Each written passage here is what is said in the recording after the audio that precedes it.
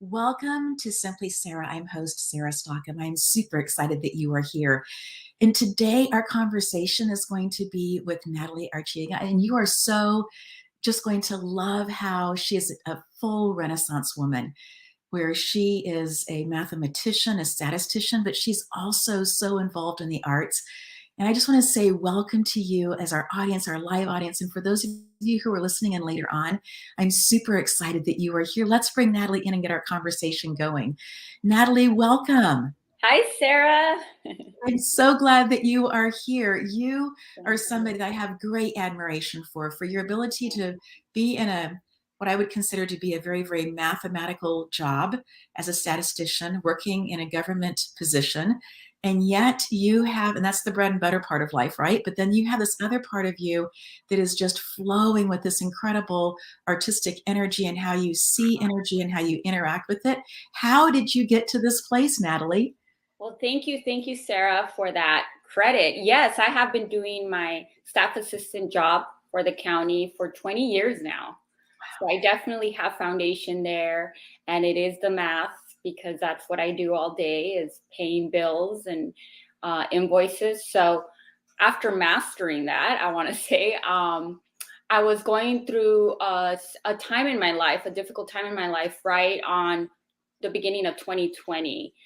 During New Year's Eve, I was going through a very heavy heartbreak. I was going through a breakup, and I needed something to help me feel more peace and relief from the heaviness of a breakup, right? So at the time, I didn't know what Reiki was, I'll say. I didn't go seeking for it. I went to yoga, because yoga offers, that breath work and the stretch that your body really craves during that time. And I was asked by the yoga instructor, I'm going to give Reiki by the end of this class in Savasana pose. Savasana pose is a pose where you just lay down on your back with your hands open. And so one of the things I can tell you is that during that time, the reason why I really was also seeking so desperately this peace was because I have tendencies of an escapist. I have addictive behavior. I do identify with that. And so I had a pattern of when I was going through a breakup or a difficult time, I would escape and I would go towards alcohol, spending, maybe filling that void with other people, didn't really want to sit with myself and think about it, anything to provide an escapist relief. And I wanted to do things differently. And so when she offered Reiki, I said yes, not knowing what I was saying yes to. I just knew if it's going to help me, and then I'm in, And so what happened was I was laying down and I had my eyes closed, and I can feel that her body was on top of my head. And she was placing her hands there. But the Reiki, the energy that I felt coming in was actually going to my throat area. And the reason I felt that, it was like a hairball moving. And I was so shocked that even though her hands were not on top of my throat, the Reiki was going to my throat, and she was in my head area. So I opened my eyes real quick because I felt that I needed to cough it out. There was a dryness kicking in, and this was real for me. Whatever she was doing, it felt real because that wasn't something I was feeling before. So I had to explore that. When it was all said and done, what I knew, the clarity that was kicking in, it was like this connection. I can hear my voice saying, my inner voice saying, like, you need to talk to somebody. You haven't expressed what you're going through. And I think when we go through a breakup, a lot of times, if once we say it out loud, it feels real, right? It feels like this is really happening. So I had kept it inside. Another thing I felt was I felt guided. I felt like I had an inner voice telling me, you don't have to go out to escape this. You can go home and cry. You can listen to soft music instead of sad music, because that was the pattern, right? The pattern was to escape the feelings of sadness, of grief. But numbing them doesn't mean they go away. This was the first time I encountered the feeling, feel it to heal it, you know, and I did it. I ended up following that voice with every baby step it was giving me, whether it was maybe you need to go outside and breathe some fresh air. Now call that trusted friend and explain what happened. And don't don't think about tomorrow and try not to think about the past. Like, I was very present. So when I knew that was a clarity that I hadn't experienced before, and I knew that was Reiki because I was already doing yoga all the time, and I didn't feel this energy the way I felt with Reiki. I decided I want this all the time. Like, I need to go back. And this was during December. My birthday was January, end of January. And one of the gifts I gift myself for a while was I would gift a retreat to myself. I'm very fond of retreats. And it happened to be that I was always a big fan of Dr. Wayne Dyer. I don't know if you know him. He's a great guru. At that time, well, before he passed away, he used to set his retreats at the end of January, and I would always book to go. So one of those days when I went back for Reiki and yoga, the instructor told me, you should really consider getting certified. I think you would like it. And I carried Reiki on such a pedestal. I automatically laughed and said, oh no, there's no way. Like, I'm not, I don't think I'm worthy of that, and to me, it was, again, the pedestals that we put things on without realizing we really are connected to all of it, right? Right. So she said, well, think about it. Here's a flyer. It's on the weekend of January 23rd, which is my birthday weekend. And that was my first sign from the universe that said, consider this. You always like to learn something new on your birthday weekends. I always give myself retreats. Why not? And it was level 1, which level 1 has to do with the history of Reiki. So I'm a big fan of Jesus, and I'm a big fan of his miracles with hand touching. And I did sign up for the level 1. And when I found out how it all got started with Dr. Usui Mikao being a teacher himself and getting a student to challenge him and ask, so how did Jesus do it? He just laid his hands on people. And I just thought, oh my God, I'm not the only person that feels this way and that questions these things. And if it existed then it's worth exploring now. So that's when I went further and I started to I completed the level 1 program. And the level 1 program has a lot to do with working on yourself, working on the things that you still, I like to say, clean. You have to clean spiritually. And Reiki, one of my favorite things it has that I didn't consider myself having in the past was integrity. It has a lot of integrity. It calls you out on your things. And I was known to feel like a coward. Goes back to that escapist. I can just ignore it, intellectualize my emotions, and move on. And when you do that, you bury things, right? But at this point, Reiki was teaching me, remember that one friendship that ended nasty and you could have done better? How about you go back to that and, write it out, maybe reach out to that person. And it really felt like I was making amends with myself and with the things that were unfinished, because the cowardly side of me was shedding. So, it was bringing back these things, and it was hard. Level one was hard for me because you have to look back sometimes to clean that unfinished business, to really move forward with that integrity. And at that time, this is how real it was for me. Okay, there was a friendship that ended in bad terms, and at the time it was a pandemic, right? So we're quarantined and we're spending a lot of time at home, teleworking or whatnot. And I remember cleaning my house one day and a picture popped out of me and this old friend that I didn't end in good terms with her. And I remember thinking, oh my God, this is Reiki. Like, this is, because it was a trigger inside of my chest. And that was one thing that magnifies is your chakras. So at the time, I didn't know what were chakras or energy centers. But when I first experienced Reiki, that was my throat chakra that was needing attention, right? And this moment, yeah, it was that hairball that I was feeling. It was my throat chakra and it needed attention. And when you listen to your inner self, when you listen with that clarity voice, you come to balance it because it's guiding you how to balance it, right? So when I saw this picture, it triggered my heart. I felt it in my heart. And I think when we escape, we ignore these areas in our body, this connection, right? So now I wasn't escaping. I wasn't doing things to distract me. I was looking deep in, and I knew this is something that I need to fix. And so that night, I wrote a letter.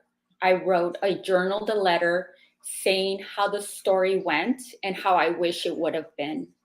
And I prayed and I said to the universe, I hope that she's at peace and I wish her love and peace. And I remember just thinking, how would I thought so much of how I would have wanted that ending to be. And I slept with that in my head.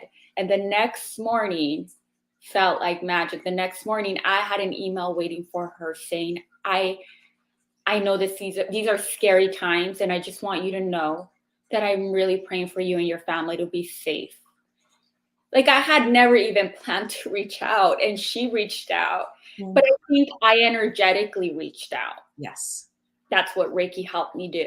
Yes. So that's how real, like, if I wasn't having these little guiding steps and the universe show up in such ways, such as from feeling it in my throat while she was in my head chakra, from asking me to do Reiki on my birthday weekend when I normally would want to learn something. And now this sign of my friend that I felt more at peace now because of the work. So that's when I just started focusing on myself and where do I need to clean up these areas. How does integrity look with Reiki? And that was level 1. And I decided to sign up for level 2. Once I went to level 2, you are invited to have customers, to have clients. And that was exciting because the universe was truly conspiring for it, because we were in the pandemic. Yes. People were vulnerable and ready for something more than just escaping, and that's a choice. It was also a choice, right? But as soon as I had announced it on my page, on my Loose and Love page, I had already started that page a while back because I used to be a candle artist. I was bringing love and light in a different way with candles. I was already promoting meditation because meditation had been in my life for some time already. Visualization is something that I liked doing on my candles. And so obviously the mental health and therapy arts was already in my language. And that's why I was fond of retreats, right? So I announced now my new practice was Reiki, and I was willing to do Reiki on any one distance because at level 2, you get to learn the distance. And that's how it exploded after that, with people messaging me. And, Renaissance woman, when you say that, I think, you know what? I love talking. It was something that I was always really good at. And with Reiki, I was able to connect and talk to people. And sometimes it came intuitive, and sometimes it was just out of the comfort of being there for someone. So really, your art becomes your baby. You mesh it how you want. And as I continue to pursue that and think, oh my gosh, I can create friendships out of this. I can really be there for people in a way, because we really missed that during the pandemic and isolation. We missed the connection. So even though I was working my butt off with the county in the daytime, I was finding balance in the evenings with this schedule, being able to be there for others. And I was also still practicing it on myself before bed, or even in the mornings. It became a instant practice for me. I also ended up saying yes to a color program. I read a book during the pandemic called Your Life in Color by Dougal Fraser. He's amazing. He's also a Hay House author, and toured with Dr. Wayne Dyer. And that book made so much sense to me, because color, everything is a vibration, everything is energy. But there are colors that we don't always realize we're very drawn to or resist. And that's an energetic observation we all have to do. And I was able to get educated in that. A lot of times I also had clients that said they saw colors. What does it mean? What does it mean? So studying your life in color and being able to combine color life coaching with Reiki, speaking skills, and astrology. Astrology was the first practice that I learned as a kid, because I was a very curious person of like how we're each built, and how are we different and how are we alike. And really it's not all, one size fits all for any of us. We need the differences, to be honest. Like, we would not want a garden that only has roses. We want roses and daisies and daffodils. And that's what makes it a beautiful garden of diversity, right? The same with I always remind my clients, we want to be a rainbow. We want to have different colors. We don't want to just be the same all the time. And we have to be okay with that can be in emotions, that can be in moods, that can be in interest. Don't judge yourself. We're rainbows, So for me, that was like being able to connect that with Reiki, being able to connect that with astrology.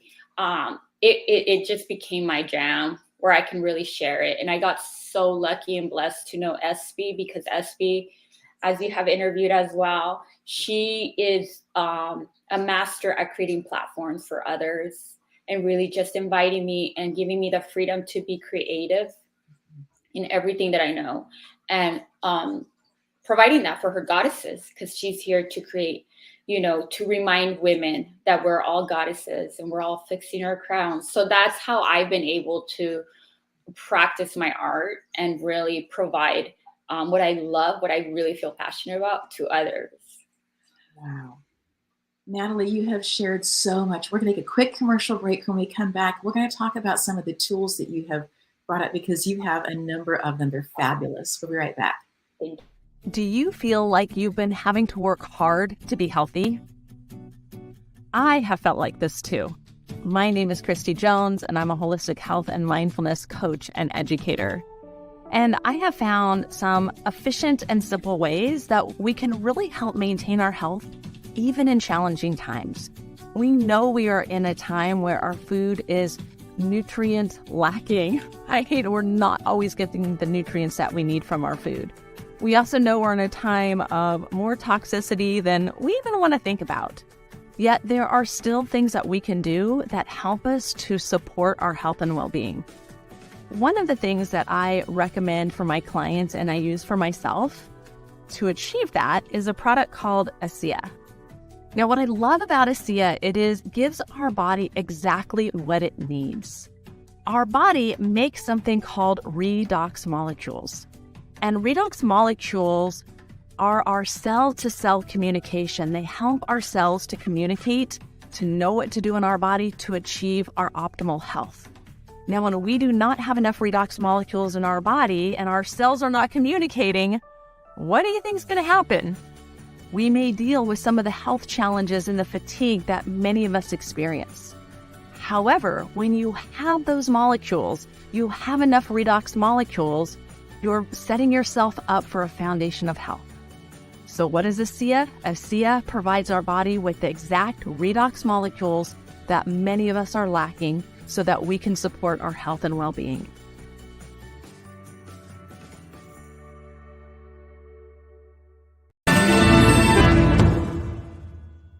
This is Rico No Suave from the Rico No Suave Talk Show. Tune in every Wednesday at 7 p.m. Central Standard Time here on E360 TV. Make sure you go under positive vibrations. Yes, we are here. I'll see you guys soon. Darling.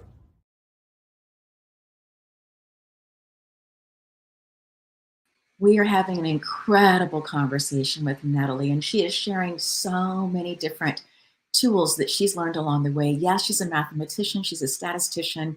Her bread and butter is working in that particular field, and yet in an experience of deep pain, she found that she was wanting and ready to find a new path. And I love how she talks about the whole idea of escaping, because that really speaks to me. Some things have happened in the last few months where I've realized that I'm looking for a way around it rather than a way right through it. And this morning, it was just so incredible that today I figured out that I needed to take the path going straight forward. And now we're having this conversation, and it's just like the angels are like, yep, Natalie's talking about it too. And so I'm just so appreciating that.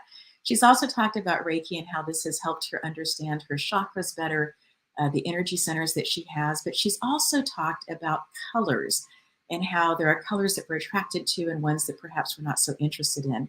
One of the words that she used really clearly was the word retreat. And I was just thinking about that as she was talking about how she gifts herself around her birthday and has in the past these opportunities to go away for a retreat. And I was starting to take the word apart a little bit. Re meaning again, and treat meaning something that we treat ourselves or give ourselves. And so one of my treats that I love is like a mint tea, fresh mint tea, hot water. I'm good to go, right? That's a treat for myself, something I really enjoy. It brings me joy.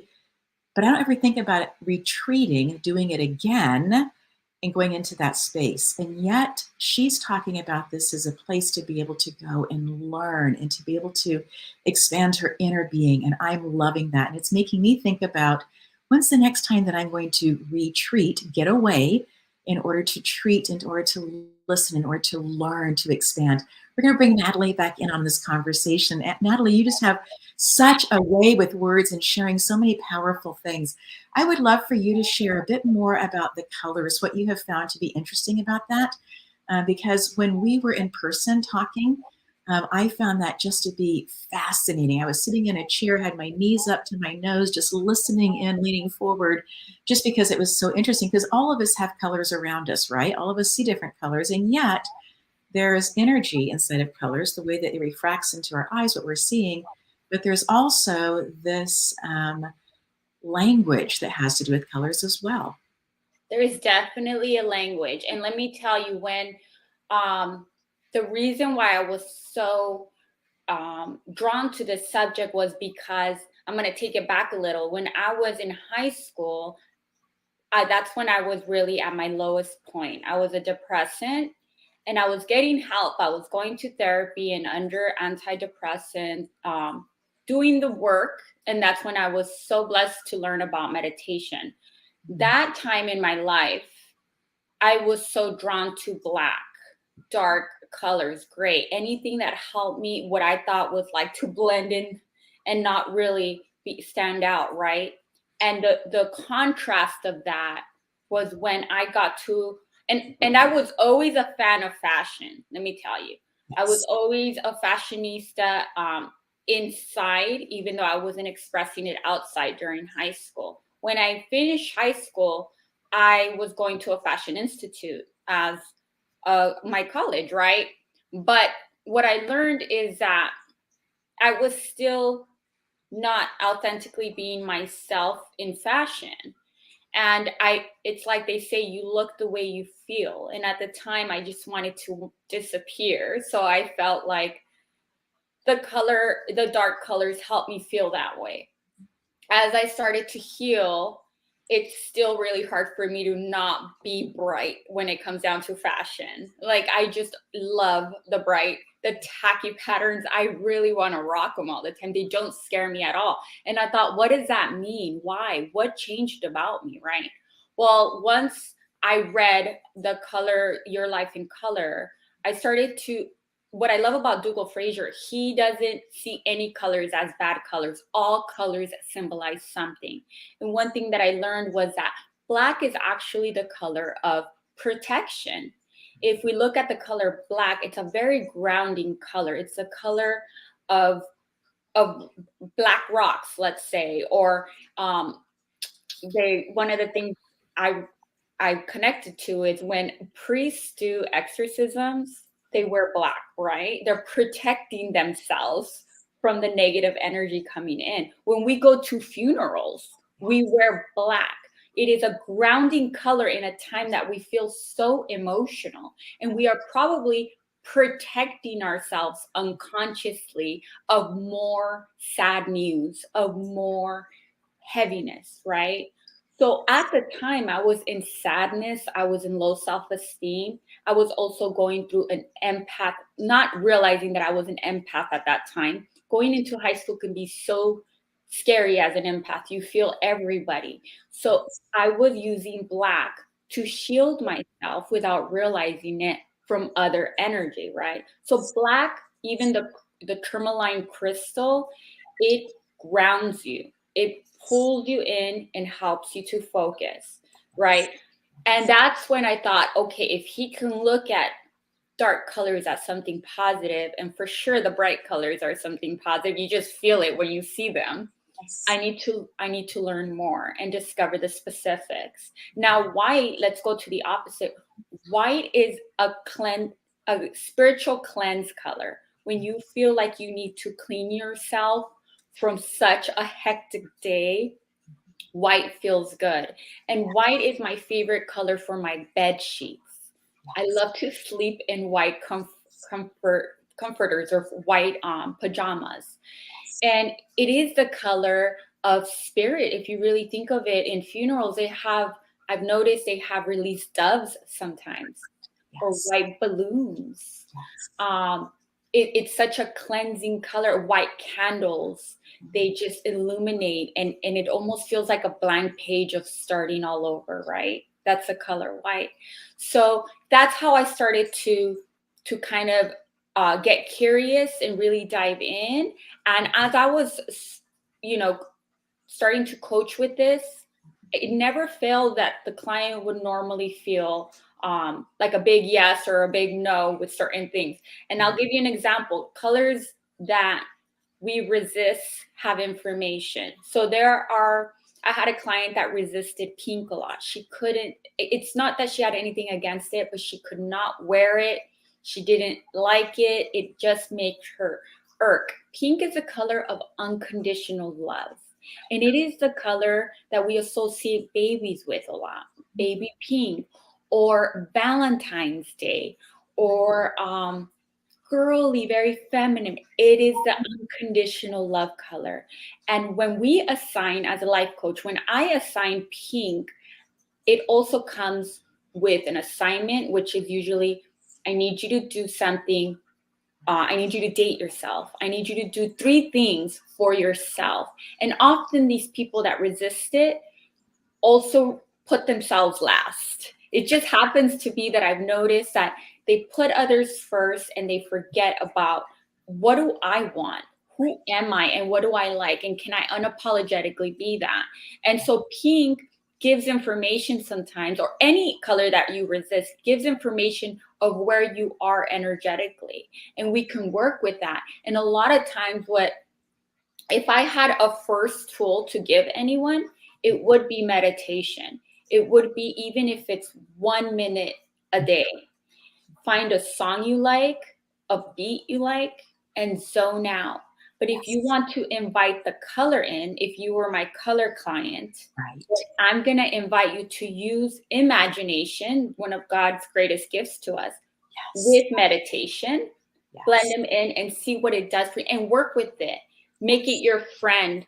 Have a symbol that represents pink, and see how the universe talks to you. Because after that, once it pops up, you see what it does to you. Does it make you, does it trigger you, or does it make you lean in more? Because that shows your growth with that energy, with that vibration. Yeah. I really, really love this conversation because colors are all around us. And so it's just something we can naturally, easily look at and begin to have conversations with. The one color that I really struggled with for years was the color orange. And my husband, having grown up in Colorado, was somebody a Bronco fan, right? And so he had the bright orange. And then our daughter was a nationally ranked women's water polo player, and chose to go play for Pomona Pitzer, and Pitzer's colors are orange. And that was the point that I really said, okay, Sarah, you're going to learn to wear orange, and you're going to start having conversations of what this feels like on game day to put orange on to go, only to come to realize in my research that orange has a lot to do with change, with being willing to have change happen in our life, that flow of those kinds of things. And I have noticed in my own life that, having moved so much as a child, that idea of settling was the opposite of orange. In my own psyche, the idea, if I'm putting orange on, means that I am ready to go anywhere in the world that I called on, that I needed to go, that spirit aligns, I'm willing and ready to go. And there was a period that I needed to work through how I felt about that. And I don't know if you have other thoughts about orange or not, but that was kind of an interesting thing for me. Orange is one of my favorite colors of the Color Life Coach. And let me tell you why. It is the color of balance between psychology and spirituality as well. So think about change. We go off balance when there's so much change. It really gets us off balance. We don't know how the schedule is going to look anymore. We're having to adapt. So it messes with the balance. And one of the relationships with orange is the color of the monks. This is what they wear a lot. But Buddhists, and this practice has a lot to do with psychology and spirituality, and how to find the balance in both. And one of their biggest practices is not being attached to anything, because that's the root of suffering, right? So, you're talking about change, and it's like, it's hard because we can be attached to something. Change comes and it gets us off balance. So orange invites us to remember how to find balance again. And usually the assignment is thinking of the 4 or 5 things that you just need in your life to be in balance. Usually that's work, health, anything with body, family, alone time. These let's say it's 4 things. Like, where are you neglecting one? Doing a schedule and fitting in as much as you can with balance, and realizing this is a time to do and this is a time to not, to sit back and relax. And sometimes, especially, in our old patterns, is do. The more you do, the more successful you are, the greater you deserve because of that. But often it exhausts us so much that it's off balance. So orange helps us to remember, like, there's a time to do and there's a time to not. And really looking in mentally, psychologically, and spiritually, like, where are we missing something? Maybe you're doing too much with family and you need more alone time. Or maybe you're isolating too much and need more time for this, or not moving, body movement, because we can be in our spirituality, but we're also in our humanity. Like we Yes. need to get, that's sometimes I forget to do that. I think that just by reading and meditating and doing my work, I'm fine. But no, I need to move my blood as well. So even if it's a, walk in the park or something, it's creating balance. And I don't realize till after I do it that I'm like, why have I waited so long? I feel so good after that run. Or, Yes. so really looking at these things that bring us back in balance. Yes. And orange is that color that can help us with that. Mhm. And I love how earlier you were talking about if there was one tool that you would want to encourage people to do, which is that meditation. And I love that you talked about that they don't have to go finding a meditation that's going to walk them through something. They can literally find a beat that they like. They can find music that they like. 440 hertz is something that you can put into platforms like YouTube and find music that's written that has to do with that, which can be for some people very, very healing. And in that place, you were also then talking about um, in the importance of meditation, of being present for yourself. And as you're talking about the psychology and the physical, the different buckets of who we are, that we have these different spaces, we can have, if we have four different buckets, we have a work and relationships and time for our health, and then maybe some quiet time, however people choose to label those different buckets, we can have a hole in one of those buckets and we can continue going. When we have a hole in two of those buckets, we really start struggling in different Mhm.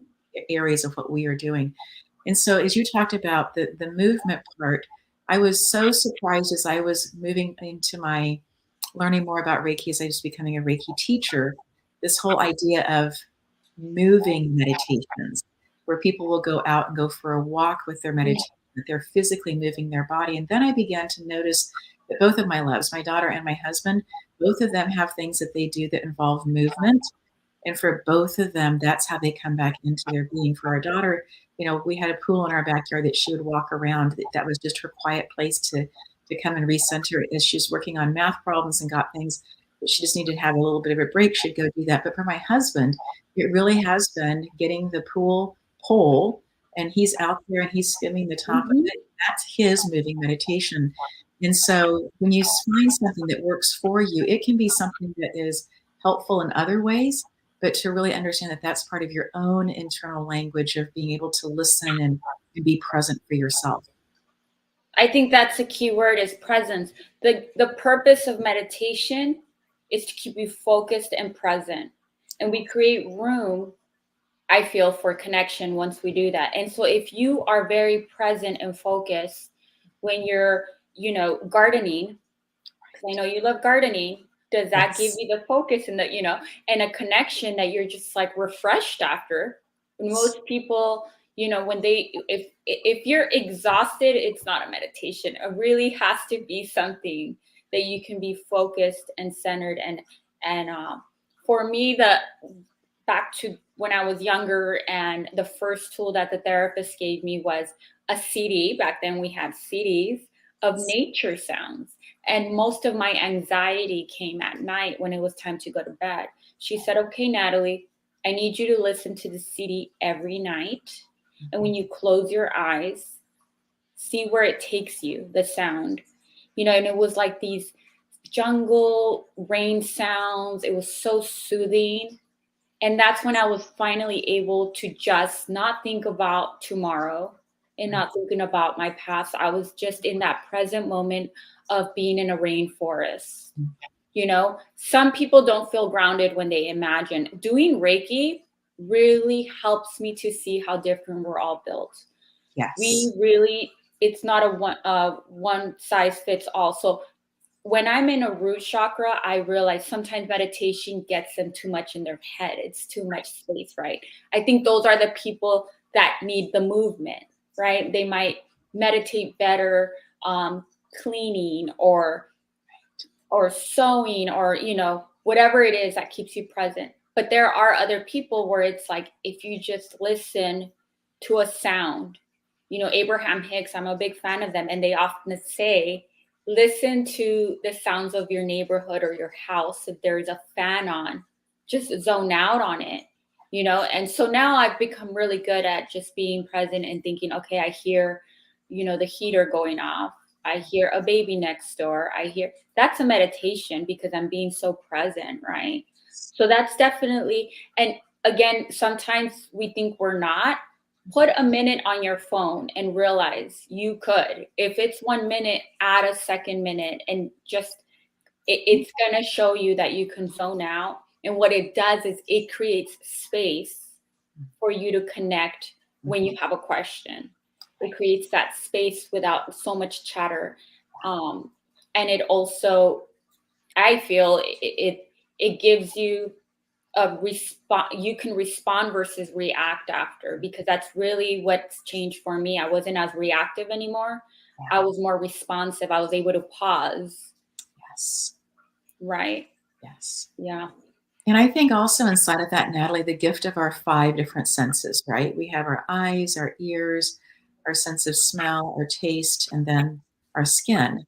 And I think that for the majority of us, coming from an education background, we know that in education, most students learn by looking, by watching, by seeing.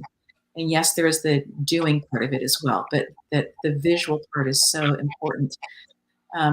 And so I invite, if somebody is super, super visual, for them to start listening to their other, looking at their other senses and finding another pathway that they are not using as often, and to spend some time inside of that. You know, if you're somebody who wants to wear cotton only, put something else on and then see how that feels on your skin. And if you don't like the feeling of it, what is it it's communicating to you? And on the other side of that, if you are wearing something that you're just like, it's around my neck, it's too tight. And so you change what you're wearing, but then you're also being present with how does that feel and why does it feel different? Why does it feel less constrained? Are my words able to flow different? Because the throat chakra, yes, is about communication, but it's not just about information going out. It's about all of the information that we are taking in as well, whether that's a visual or auditory or any other way that we're taking the information is to be able to take and listen. And then I love that idea about being able to balance out, the information that we are getting. And then also being able to say, no, that's not for today. Yeah, I see it, but I'm not gonna pull the calendar out today and start putting things on the calendar for 6 months from now. I can, but I can choose today just to be very, very present and allow some other pieces to come into place before putting things on the calendar for 6 months from now. Completely agree. Yeah. And that's part of listening to yourself, So if I had a second tool, it would definitely be being with self. And one of the quotes that I always loved from Dr. Wayne Dyer was, you can't feel lonely if you like the person you're alone with. And this is not to cancel out all the people we love. And really, during the pandemic, we discovered what lonely can feel like, right? This is not in that way. This is more of, can you sit with yourself and have a retreat? And, like you said, it's like coming back and treating yourself. Yes. And that took a lot of practice with me. That's why I began my birthday retreats to myself. It had a lot to do with, I didn't like feeling alone. I didn't like being alone. But sometimes I discovered back then, sometimes I was with people that even being around them felt lonely, and I just started to discover, what am I attracting for me to always feel this aloneness? Yeah. So then I have to lean into that and be with myself. And it did start very lavishing. I started leaving to Hawaii. I didn't play small. I went to something and treated myself, and I thought I was going to be so scared and bored. And no, I surprised myself.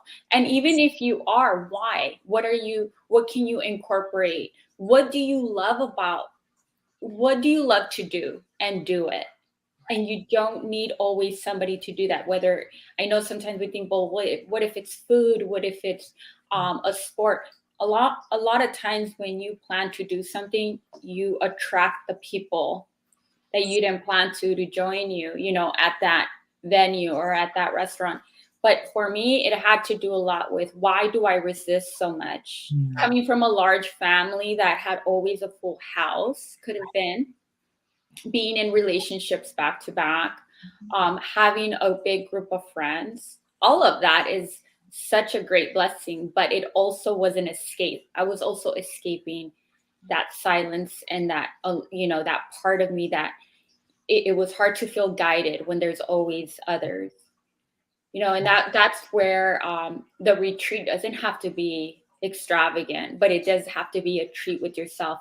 My favorite one these days is massages. I just go and get my 1 hour massage, have a nice lunch, and take a great book.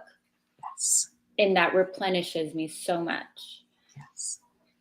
Yeah. I agree with you with the quiet. And I had to learn to be comfortable with the quiet because, like you, I grew up in a household where I think both of my parents probably were introverts, but we had people around all of the time that we were in community with, no matter where in the world that we lived. And because my parents were working on projects, it was important that after the day was over, that there was this community conversation about, what did all the different people get done to build a plan for tomorrow.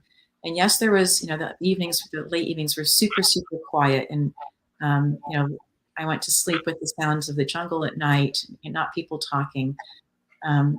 But there's also this space of, that was nighttime, right? That's a whole different experience to be quiet and alone during the day when the sun is up and being able to listen to my own thoughts. And so, yes, I do love gardening. There has been a point that I've wondered every now and then, is the gardening, was that considered something from my family lineage that was acceptable to do? Although I'm a rebel because I every now and then will put some vegetables in the ground. Yes, have had citrus trees for decades, right? And love to have fruit trees around. But I've kind of wondered if part of my gardening has been, yes, definitely because it fills me. I love the scent of the freshness of a fresh mint or a fresh basil and using those things when I'm cooking. But it was also seen as being, helpful to other people to make the grounds more beautiful, those kinds of things. And so for me, my internal conversation is I'm choosing to do this not because it's going to look beautiful for other people. I'm doing this because this is the right place for me in this moment to be listening intently and figuring out what's taking place for myself. Definitely with that. I love that. I would love for you to share final thoughts in terms of, if you can reiterate, if you want to, Natalie, or share another idea that's on your heart. But I would love for for people, when they walk away from listening today, what do you really want them to make sure that they hear? So with the tools that I provided with the meditating and that retreat within yourself, what I found is that the outcome often is that there becomes this really great connection between you and spirit, your higher self, right?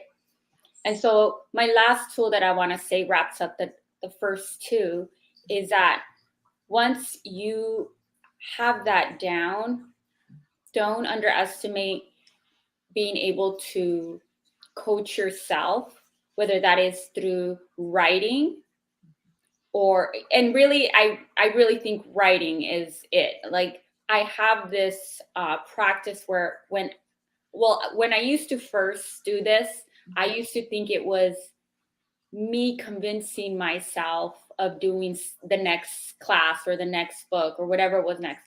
But really, I now feel that it was spirit. Like, we all have a spiritual team. We all have guardian angels in the spiritual team. And the more silent we get, the greater we can get guided. And even though they're working through us with our voice, they're actually, it's not just our voice, it's spirit guiding, right? It's, for me, Reiki guiding, right? So I would leave them with, if you follow these tools of silence and really getting comfortable with being with yourself and having those moments of retreat, don't underestimate how you can coach yourself, talk to yourself through whatever next it is that you need. And often it starts with a question. We can write a question down, and in that moment, you might want to answer it. Maybe things are flooding through already of how to proceed, or maybe you need to sleep on it. but the answer is coming, is what I tell people. The answer is coming. The universe will show you the signs. And that's how I feel that my beginning with Reiki was, I didn't know how I was going to do this differently. I just know I had to do it differently because I didn't want to be an escapist anymore. I didn't want to numb. I needed to heal from this heavy heart. Yes. And it wasn't a first time. I had been doing, breakups happen, but how can I do it from the highest part of me? And now, even if that was a baby step, I get clients often where they think that, I can tell them what they should do, but really often it's just the next logical baby step. And we can do that ourselves with just connecting with ourselves, writing it down and giving yourself that permission to trust who you are, to trust what's coming through. Yes. And I always say the worst thing that can happen is nothing happens. Things stay the same. But I've never encountered that. Like, life has been that good to me where I think, wow, that was a pivotal point. Mm-hmm. That was a game changer. Yes. And so Natalie, as a Renaissance woman doing, stats and math during the day and invoices and those things and doing art in the evenings, what is your next thing that you're working on? What is your desire and your next step for yourself? So this year, I want to say 2 years ago, I began going back to my office, having long drives, going back to the grind of work, right? And this year, I gave myself permission to be able to take a break from my weekly schedule from Reiki clients and instead saying yes to invites with workshops and helping to facilitate anything else by gathering with other women or other people that are also in the arts, such as you.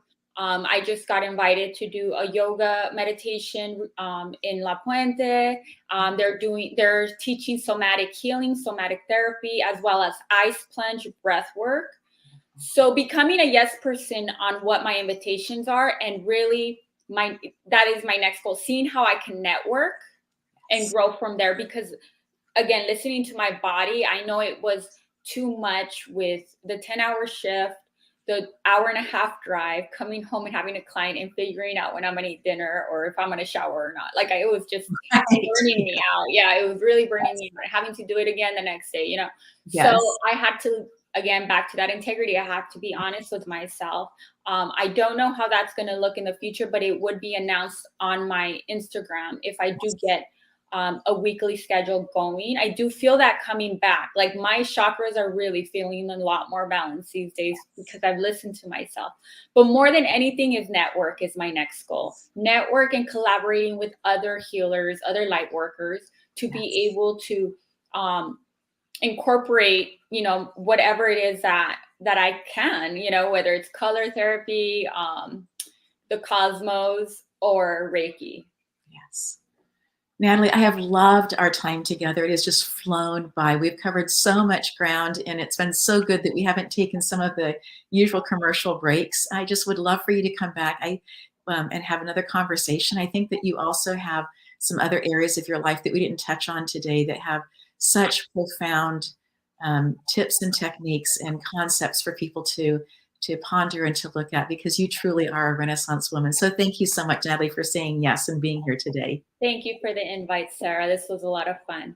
Absolutely. And so as we are finishing up today, I just want to share with you that this has been one more opportunity to be with you, for you to listen in, for you to look at your own life, to consider the pieces that you have in your own life, and be maybe looking at colors the next time that you put the laundry away, maybe choosing to, as you put your hands in to wash some dishes, to feel, what does it feel like if there's soap in here, if there isn't soap in here?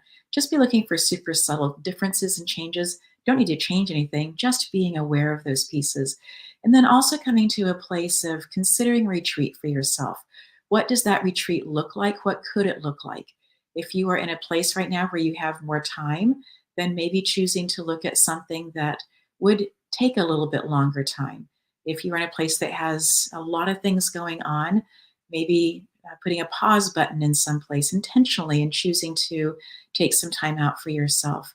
I'm so excited that you are making Simply Sarah part of your weekly routine and listening in. Love the comments and the feedback that you guys are getting.